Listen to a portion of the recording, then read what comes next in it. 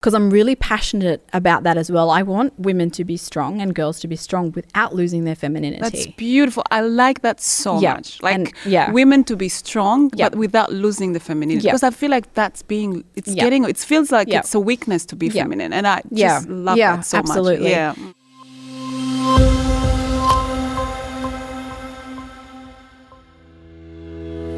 Hello, everybody. Welcome to Mike and Christelle podcast, where family meets faith and fun. Today, I'm very, very excited to have Helen with me. Helen is a wife. She's also a mother, and she's also an entrepreneur. And we are going to talk about all that today. Welcome, Helen. I keep saying Ellen. I need to stop that. It's Helen with one L. Yes, that's right. Thanks. Welcome, Helen. So you talk to people about who you are and, you know, what you do and everything. So, well, I am a wife and I'm married to Thomas. Yes. This is actually my second marriage. Yeah. And I am a mother to 3 children, aged 13, 11 and 4. Mm-hmm. So I've got a bit of a spread there. Yeah. And I'm also an entrepreneur and I have a couple of businesses. Yeah. Oh, wow. So Helen, you said that you've been married before. Do you mind telling us about what happened in your relationship before? Well, it's nothing, no one thing really affects a marriage and breaks down a marriage. It was really a series of things over time, and without giving too much information, the bottom line is I didn't feel safe in my own home. So and it took a long time to be able to walk away from that. Yeah, wow. Yeah. So you didn't feel safe? No. Yeah. And how long was that? Like how long did it take? So we were actually nearly 7 years of marriage by that point. Yeah. Wow. Can you expand a little bit what that looked like for you? Like what was it? In some ways, I can describe it as I didn't know whether I was coming or going. I didn't know whether it was both emotionally and physically. I didn't feel emotionally or physically safe. I didn't feel valued. Yes. And I felt like as time went on, I was of less and less value. But I was afraid of my husband. Yeah. So Wow. But I just wanted to know, at which point did you decide? Obviously, it wasn't an easy decision, but at which point did you feel like divorce is the way out? This is really, I think the key thing is the first step of action was not even divorce, was not my thought. Yeah. So the first thing was I needed to be in a safe place. Yes. So that was the first step. And to continue to be available for reconciliation and for healing. So I don't know that there's a point where you can say divorce is like a specific time that you say divorce is the best option, because when I left, I didn't leave thinking I'm getting divorced. It was I need to get in a safe place first. I need to be safe. And I need to be able to have this baby in a place where I'm supported and I feel and feeling safe. So that was that real key. But I definitely was looking at the scriptures and there is scriptures about as well, if the non-believing spouse doesn't want to be in the relationship, then and not that he said that, but his actions said that, then we are to live in peace and to let them go. For me, I struggled because you do look for a black and white answer, a very definitive, like, yep, there's my tick box for me to leave. And I never had that sort of, and there's often not that one thing, because even if there's infidelity, marriages can be healed. That's true. So there wasn't that tick, and it was just taking the next step one after another. Oh, okay. Obviously, it's a big thing to go through, and I would imagine it would be something that affects you, like physically, mentally, and all that. How did you process all that? Like, how did you go? If you have processed that, how did you go through that situation, that time? Yeah, I had a lot of anxiety, probably from early on in the relationship, and I think the relationship had a big impact on why I had that anxiety. But just in terms of being a Christian and wanting to, like, it's a lifelong commitment and wanting to make that work. So I guess I think there's so much emphasis on staying in the marriage, which of course is really important. Yes. But there wasn't really much out there to sort of help you with a situation that's not good, and being able to know what your options are in that case. Yeah. So I was very much, and I also thought, I've made the mistake going into this. I had to live with it. Yeah. That's how I felt. It was, so to me, it was like a prison sentence. And but my emotional state, and I didn't realize this, had gotten to a point where I was switched off. I had to switch off all my emotions just to function each day. Wow. That's pretty tough. And then my eldest was 20 months old, and I was pregnant with the next one, and it had gotten really, like, it was just horrible by that point. And I did a lot of praying, and I finally told people what the situation was really like as well. Yeah. And so with my mum and just praying about what to do, because in my mind I had sinned going into the marriage. I didn't want to sin in going out of it. So it was, a lot of, but with a lot of prayer, and we had got counselling, and you know, there was attempts to work things out, but I was actually looking online, and I found some resources from Our Daily Bread, and they were talking about my situation, and I just remember I finally saw what I was supposed to do, and I rang my mum, and I went, I know what I have to do now. I need to leave. And I realised that the state I was in was no good for my kids either. Yeah. And for a long time I stayed for the children. And then I realised I had to leave for them, because they were going to grow up in an environment thinking that that's marriage, and they were not getting the best of me either, because I was not functioning. Yeah. So, wow. How amazing is that you were able to find something online that helped you out and led you. And that shows the mercy of God and how he just, So you said that you felt like, I did a mistake to go in this marriage. Yep. So I don't want to do a mistake to go out. You really wanted to please God. Yep. Did you see any red flags before? Like, Can you talk to us a little bit about that? Yeah. Red flags, definitely. All the cliched talked about red flags are there. But I think really the red flags you need to look at are within yourself. Yeah.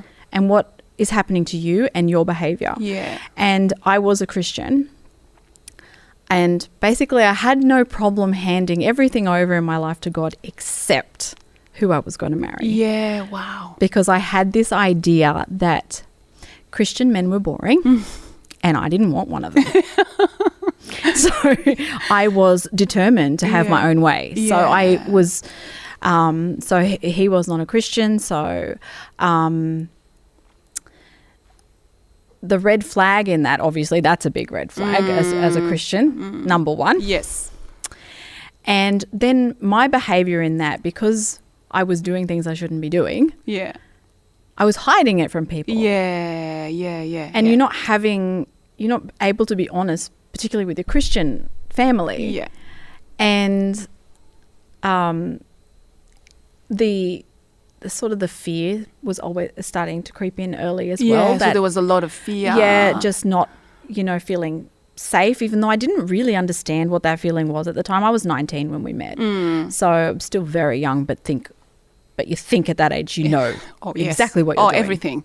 Yeah. So, and really I couldn't, it affected my relationship with God, even though I always went to church because I was raised that you always, no matter what, you keep going to church. But, my spiritual life, I remember praying to God with the covers over my head. I'm so ashamed. In that affects, you're not able to have that relationship with God and with others. Yeah. So those red flags within me, and the truth is I wasn't, not feeling safe, but I was, I don't know, I just had these blinkers on and I was just doing like this. Yeah. So, wow. You were saying that you didn't talk about it before. You didn't tell anyone what was going on, but eventually you got to a point where you had to say something about it. Yeah. So when you spoke to people close to you, family and stuff, how did they take it? Very mixed responses. One friend, and actually she was the only one who knew what was going on before. Yeah. She said, well, I think you've put up with enough. My mum was more like, I had no idea, but of course she supported me. Yeah.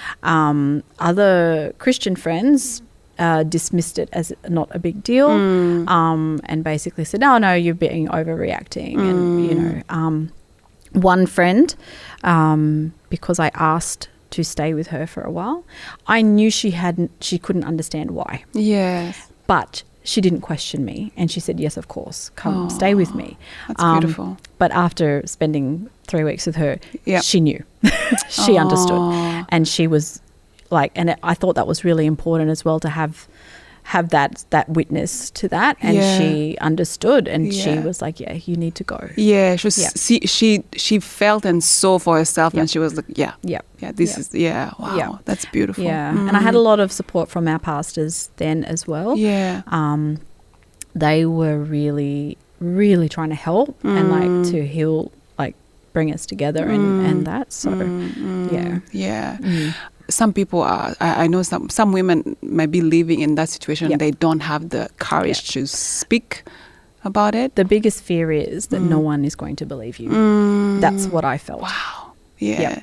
And some of that was realized because some people didn't believe me. Yeah. So that's you were a Christian, but he wasn't a Christian. Did you guys get counseling when you were meeting up or anything? Do you want to talk a little bit more about that? Yeah. No, we didn't. Yeah.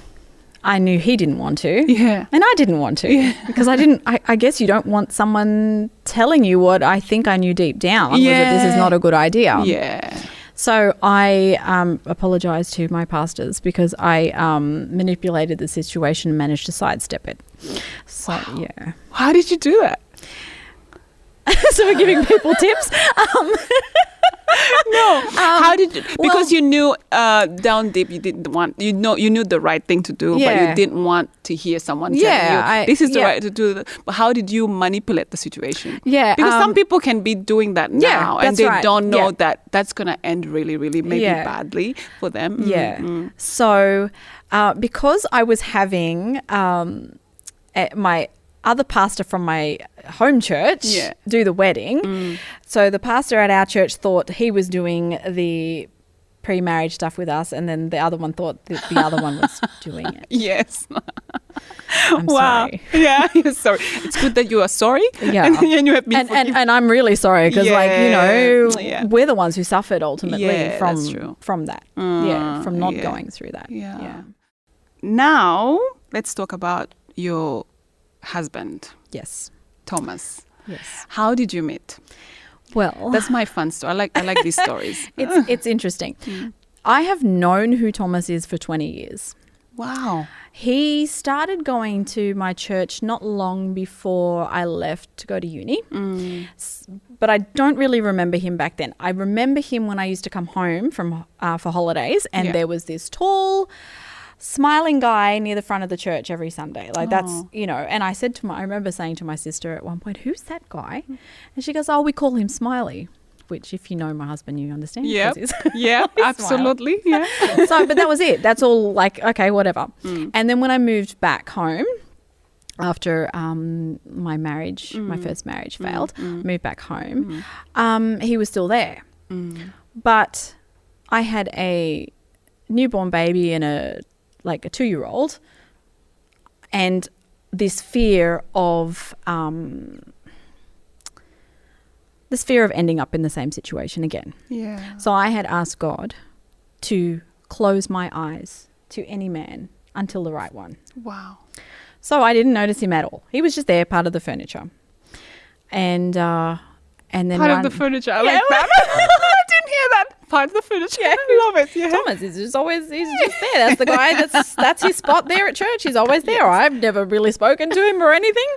So, and I didn't speak to single men because I didn't want to give off the impression that I'm a single mother hunting for, because I know that there's this stigma out there. Yeah. So I didn't want to do that. So anyway, I'd been home about 6 years when I needed to renovate a room at my mum's house. And so I hired Thomas to do that. And I was helping with the renovation. And I cannot just work beside someone. I've got to talk and find out, and I'm talking to him and asking questions. And I realized he's not who I thought. But then I realized I don't know what I thought of him. I hadn't thought of him at all. So I realized I didn't know him at all. I had no preconceived notion or anything. So, over a series of days we'd been working together. And I thought he's he's a nice guy, and I enjoyed talking with him. And it just very, very slowly, the funny thing is, it stirred in me feelings, and that freaked me out so much. Wow. Why? I was because I was afraid of ending up in the same situation. I was afraid of, I didn't trust my own judgment. Yeah. Because I obviously made a wrong choice before. So, unbeknownst to Thomas, here I am starting to develop feelings for him and freaking out and crying every night to God over it, because I'm just like, how do I know? What am I, and how do I know if he's safe? I've got 2 little girls, and this whole wrestling, and he's oblivious to it all. And then I just remember there was it was the last day that we were working on the house actually, and I remember we were painting.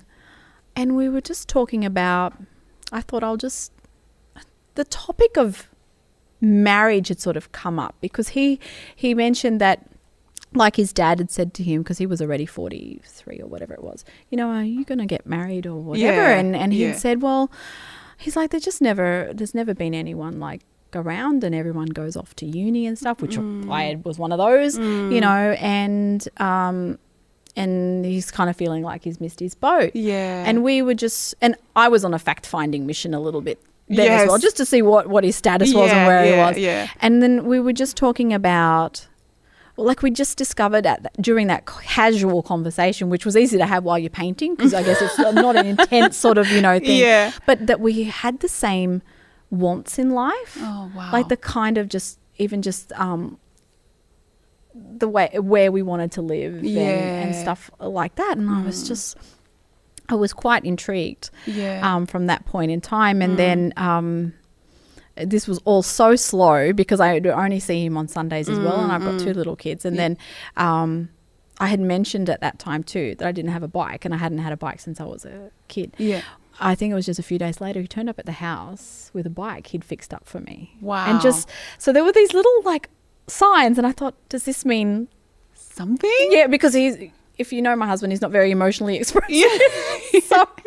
Yeah. So apart from the smile, yes, the clues to that, just turning up with a bike, and then he noticed I had this scratch on the car that I couldn't afford to fix. Yeah. And he's like, I'm a panel beater, and one day he said, I don't have anything. My job today was cancelled. Do you want me to go and fix your car? And just little things like that. And it just really, really, very, very slowly I got to know him. And and we started to sort of deliberately spend time together. Yeah. That's really beautiful, because you mentioned that as soon as you started feeling for him, you felt you felt fear as well, because you didn't want to do the same thing. You didn't want to end up in the same situation. What I wanted to know is, how did your previous relationship, what did you learn from it to be able to, that helped you in this current relationship? How did that turn out? I think looking at those red flags in the beginning and looking at the wrong choices I made then, and making sure I didn't make those wrong choices the second time around. So I was really careful to, I was praying through all the time about the situation. And when we got engaged, we definitely did the pre-marriage counselling. Beautiful. And we did all of that. Very important. And we talked, and we just talked a lot about things. And we were very committed to not having sex before we're getting married, not the sexual intimacy and all of that. And that was, which is all the stuff I didn't do the first time. Yeah. And just doing it God's way. Oh, yeah. The second time. It makes a difference. Yeah. It's a huge big deal. difference. Yeah. That's beautiful. Yeah. After going through like a breakup, a divorce, it's not easy to go through something like that. Yeah. And I know right now you're on the other end, which is beautiful. I just wanted to know, how did you process forgiveness? What does forgiveness mean to you? And how did you process that? Have you already forgiven? Or talk to me a little bit about forgiveness. Yeah. I think my first key thing was to find out why and how. I really needed to look at myself and look at my ex-husband and understand what on earth, how did I end up there? That was a key thing for me. Having a lot of understanding for my ex, where he's come from. Yes. I understand his behavior. Yeah, okay. So understanding that, which doesn't excuse it, but it means I understand, I know that he's got his own things to deal with. And if I don't forgive him, then I can't move on either. But that's something that God has to help me with. Yes, absolutely. Because you face them all the time, and it's something you have to continually do. So, that's just it's just a conscious thing you have to continually do. And through it all, and the years after that, because there was a lot of things going on, God also taught me that sometimes I had to go into battle, and when the battle was over, to put it all down and go back to just life. Like you don't have to live in that all the time. Yeah. And so that it's just that constant giving things back to God, constant forgiving. Yeah, that's beautiful. You said something important. You said that if you can't forgive, you won't be able to move on. Yeah, which is very important, because sometimes we don't want to forgive because we think then we have to. It excuses what the person did, and then we have to go back there. All that. But really, you need to move on. Yeah. And just like you said again, you said that after the battle, just put everything down and just always giving it to God. Yeah, that's beautiful. I love that. So Ellen, if what would you tell your younger self if you met her? What would you tell her? Well, I think that one of the key things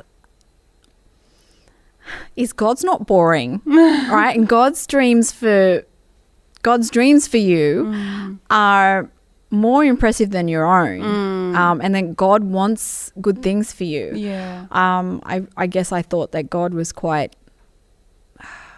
it was just all about rules in a way, or like whatever, just containing who we are. And the other thing too is I'd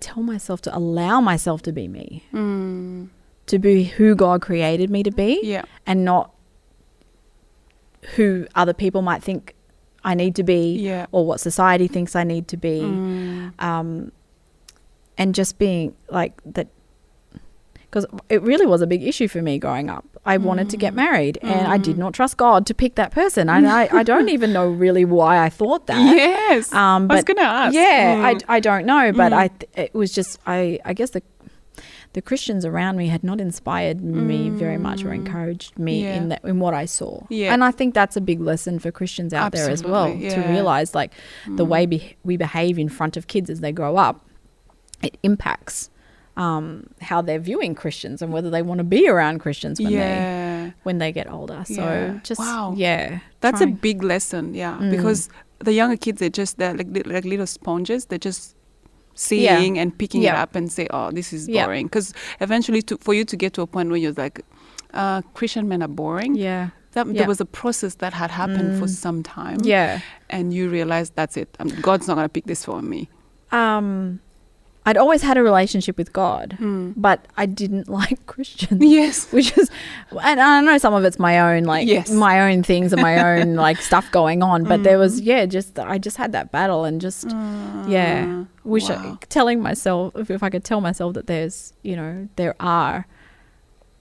that God does want something good for you and he will give you and he won't disappoint you. That's good. Because when it came after that marriage failed and I said to God, that's it. I just want what you pick. Yeah. Like, I'm not even going to give you a list. Wow. Like, I'm just whatever you want for me. Yeah. And then I said, but could you just please make him tall? Sorry. And obviously, and I wanted him to love God. Like, that was, that, but it was like, can you please make him tall? Yeah. So funny. Yeah. Yeah. Oh, wow. So you were completely surrendered. You're like, God, you choose for me, do everything. Yes. I'm giving you complete But he control. challenged that because when I realized that I'd actually had 3 dreams in the year before Thomas and I started speaking. Yeah. And all 3 dreams had the same theme in them. One, there was a man who looked familiar. He was tall. He had dark hair. I felt safe. And that was like this thing out of these dreams was always, I felt safe. And so when Thomas and I were renovating one of those days, I remember standing behind him and I thought, oh, he's actually quite tall. And then all of a sudden I remembered my dreams. And I walked out of the room and I said to God, no. Wow. Because it didn't fit the picture that I had in my mind, and besides the whole, this is too frightening for me as well. But I walked out, I said, no. And through the nights of praying and talking to God about it, I really felt God saying to me, like, can you just give him a go? Yeah. Amen. Wow, so, that's good. Yeah. And so, God's pick for me was better than my own. Perfect. Yeah. And I'm so humbled that Thomas was still waiting for God's best.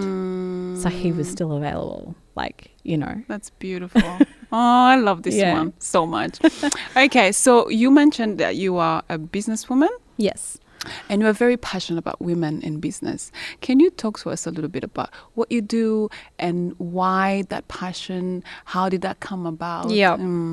So one of my businesses is a digital agency. So we do websites and online marketing. And we do focus with working with women. I have a real passion to see women live the life that God designed them for. I see the potential. When women come to me and they've got this business or they've got this skill or whatever, I see all these ways that they can be earning money off it, really. Like, I believe that God has given us all talents that we love so that we can be earning a living from something we love doing. Absolutely. And I want to help women to do that because I think today women are in such a privileged position because of the internet, because we can work remotely. We now have the opportunity that generations before didn't have to follow our work dreams as well as having the family. Because you can do things from home, you can live wherever you want and have clients anywhere in the world. So I have that real passion to help women in that way.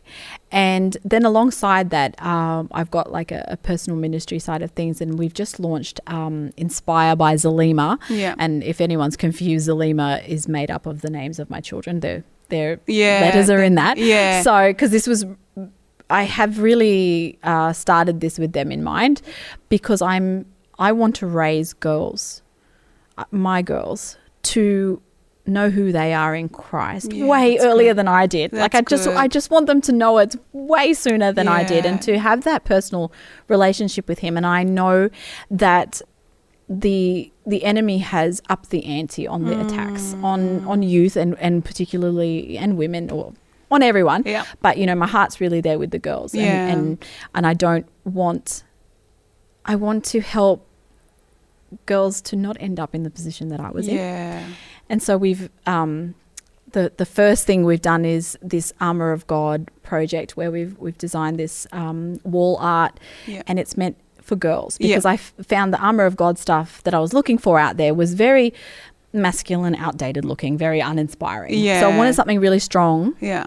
But still feminine. Because I'm really passionate about that as well. I want women to be strong and girls to be strong without losing their femininity. That's beautiful. I like that so much. Like, women to be strong, but without losing the femininity. Because I feel like that's it feels like it's a weakness to be feminine. And I just love that so absolutely. much. And as he's saying, that weakness to be feminine, that's why I hid the fact growing up that I wanted to get married and have kids. And even for me, the second time around, I struggled with, after my first marriage failing, I struggled with wanting to get married again, because in my mind it was a weakness. To want a man was a weakness. Wow. And God had to really work on that with me and show me, hey, I created marriage. Yeah. I love It's marriage. not your idea. Yes, it's my idea. absolutely. And that's why you want it. Yeah. Like, I've created you for that. So to be okay with that, and be okay with being sensitive, and I've always been a mixed bag, because computer science is not a female dominated thing. You told me that you like doing computer. I was like, wow. It's very, so it's in some ways, like, I'm very, like, let me say masculine or whatever, if you want to categorize it in that.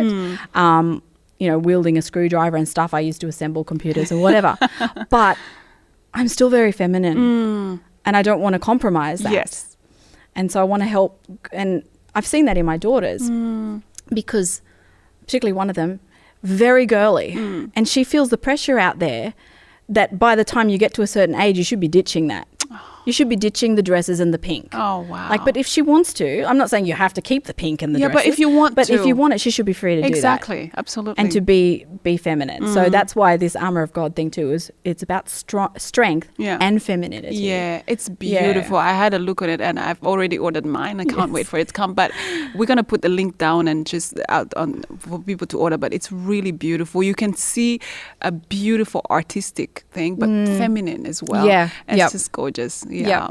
Okay, so what is your prayer for your girls? Because you mentioned you have 13 and 11 years old. And you have a beautiful boy who's 4. He's very gorgeous, beautiful eyes. But what is your hope for your girls? What do you pray for them? And all that? I pray that they will know Jesus, really know him, not just knowing the Bible and that, which of course is important, but knowing Jesus personally, knowing and seeing what he does in their life now, not waiting for it like later, so that they can to build that faith, and also that they will accept who they are and embrace who God's made them to be, and not be afraid to be who they are. And ultimately that they would, and this is a big prayer of mine, that they would save themselves for the right man. And they will wait for God's best. I love it. I love it. I love that you said that they will believe in what God is doing now. Not wait for. That's beautiful. Because God's doing something now, even though they might not realize it, but he's actually doing something in them now. That's beautiful. So do you have any final thought? Something you can say for someone out there who's been through, I'm pretty sure there's someone who's been through something that you've been through, and maybe they are not able to speak up yet and come out, or maybe they're out and they feel so frightened, they don't want to meet someone else. What would you tell them? Like, what would be something that you would just give them advice and tell them? Jesus is the answer. You've just got to go to Jesus and trust him and allow him. And I had to allow him to rescue me from that first marriage, because I call backing out of the driveway when I left was like this huge, like just this thing, and I describe it as free falling into Jesus's arms. Like trust that he's going to catch you. Yeah, free fall into Jesus' arms. That's what it is through all of it is asking Jesus to do it. Like if you need to get out because it's not a safe relationship, or that you ask Jesus to show you the way out. Because Jesus doesn't want us imprisoned. I'm not advocating divorce at all. But there is definitely circumstances God doesn't expect us to be putting up with. And also something too is people sometimes don't understand how important it is to meet someone with the same values. The values are very important. They are. And so when you meet someone, you putting yourself in a situation when you meet someone who's not the same values, of course it's going to go bad. And also the necessity of marriage counseling before that. It's really important. It does really help. And so we started praying together early as well. Beautiful. That was a key thing, like that we started praying together. That's you and Thomas. Thank you guys so much. I hope you loved Helen's stories. I love it so much. It's very empowering and really, inspiring as well. And so please remember to subscribe and don't forget the notification bell, because we want to know when we post new episode. And remember, when family is healthy, the nation is healthy. See you next time. Bye.